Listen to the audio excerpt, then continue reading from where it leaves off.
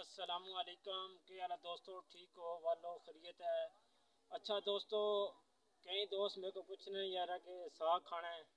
सिर्फ साग नहीं, पहले मैं वीडियो बनाई है। आज जी वीडियो बनाने लगी है, ये जवान है साग नहीं है। तो ए थले देख रहे हो, ए बूटा थले देख रहे हो सारा सारा माल।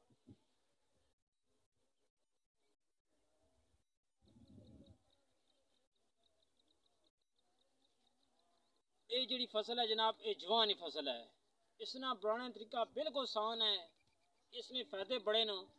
क्यों मैं दुबई गया उत्थे मेरे के सलाद ने तौर ते दो त्रै पत्ते अगे रखे ने। मैं बड़ा हैरान रहा। मैं आखिया यार ये के साढ़े को तो आम फसल है, असी इसनू बस कपने और जमनारा डाल देने तो बस इस तरह कर गए। लेकिन उत्थे इसकी बड़ी अहमियत है। बाल अमरत दुबई खास कर इतने साढ़े को आम है, असी इसकी खाने ना खाने वास्ते जनाब जितों मर्जी ना तोड़ो, तोड़ कर खा लो।